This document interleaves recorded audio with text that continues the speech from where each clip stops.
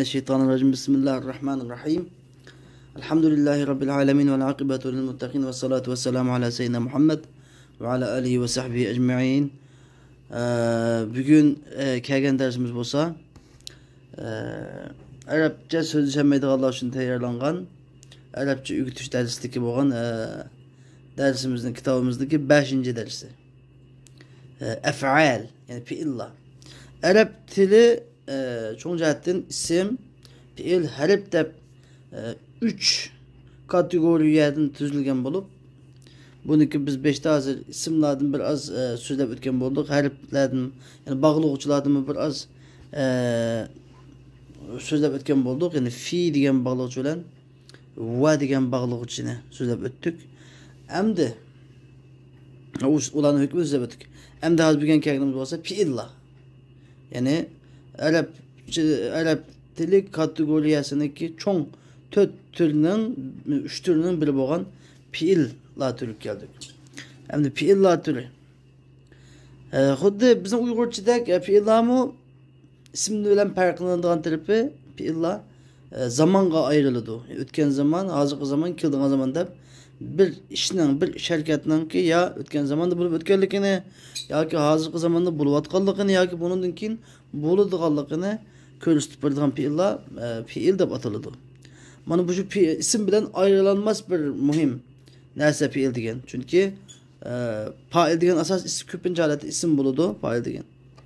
Hem de bu isimni ifade edilen failniki bir şirketin ifade ettirdiğin en mühim nerse fiil.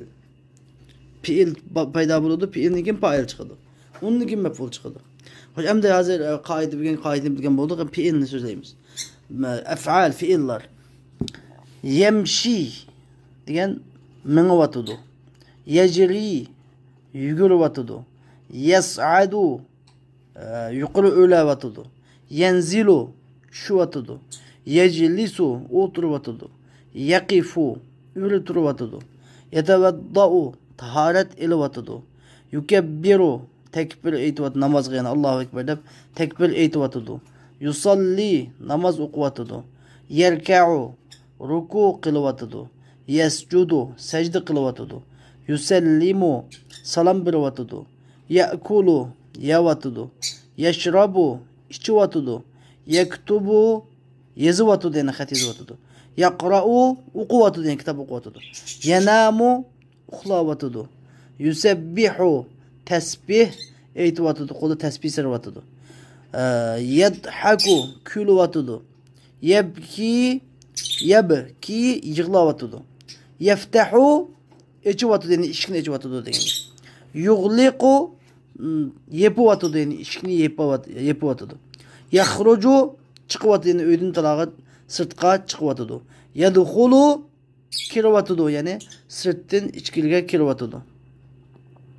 Bunu bir iki dersindeki mezmunum şu. Birinci meşkte التدريب الأول birinci meşkte yemşi, yecri, yes'ad diyenlerini Arapça okup ve Uygurca tercüme kılın davatıdır. التدريب الثاني ikinci meşk.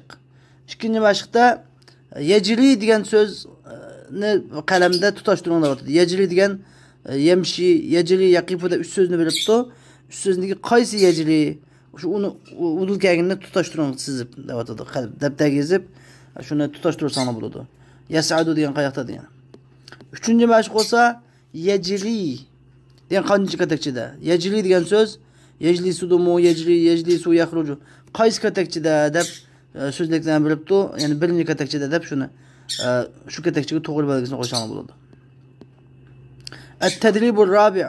Dördüncü meşk. Dördüncü meşk bunun ilgili bugünkü derste yok lakin bunun ilgili derslerini bir kadar tekrarlaş, eslitiş sebebinden kılıngan. Mesela 4. meşkte Z harfi kayıt kelgen. Hubuz degende Z harfi baş kelgen mi, otur kelgen mi, ayakta mı? Mevuz degende de çoğu, cezar degende de çoğu, cezar degende de çoğu. Z harfi kayıt kelgen. Nun harfi nafide de kayıt kelgen. Bunu bu şekilde tapsana buludu. التدريب الخامس 5. meşk. Hem de cim harfiyle şin harfinin farkını farklandırır. Cedid, şedid. Cimal, şimal. El ceher, şehir dedik. Cim harfi bilen şin harfini farklandırışını görüş. Et-tedribu sadis. 6. meşk olsa asfar, işare, uruz degan bu sözdeki Hemze'nin hareketlerinde yapılan Hemze fetha, işaretindeki Hemze kesra, uruzdaki Hemze damme deb ayrılanda oturdu. Et-tedribu sabi 7. meşkte olsa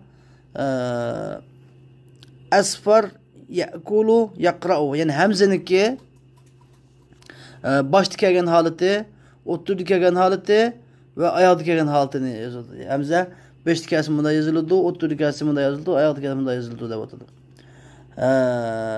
Müderris mimning mimniki haleti, yani başta kesimde mim qanday yazıldı, oturdu ahmarda qanday yazılıptı, qalamda qanday yazılıptı mimning baş mim, otur mim, ayak mim. Yalğız mimla qanday yazıldığını sözlep bitip oturdu. Et-tedribu samin 8. meşkte çödese emdi sizge şu yukarıda ügengen başta ügengen derslikler bilen azı ügengen fiillerini birleştirip bir cümle tüzleşini kütüp oturdu. Bekrun yeftehul bab. Bekir şikni içip oturdu. Bekrun yughliqun nafize. Bekir delizini yapıp oturdu. Bekrun yakifu fevkal kursi. Bekir orundukның üstüde turup oturdu. Bekrun yeclisu alel kursi. Bekir orunduk üstüde oturup oturdu. Demek ki size bu şu fiilini üyende anlama, fiilden isimini birleştirip mani etişini üyünü size. 8. meşkte. 9. meşkte akhdar ahmer. Akhdar ahmerini yazında oturdu. Akhdar ahmer. Yeşil, kızıl. Bunun tercümesini yazın, Arapçasını yazın. Yazışını günahında oturdu. Okşaş bir yazında oturdu. Hoş, bugünkü dersimiz müşahede ahirlaştı. Ve ahiru davana elhamdülillahi rabbil alemin.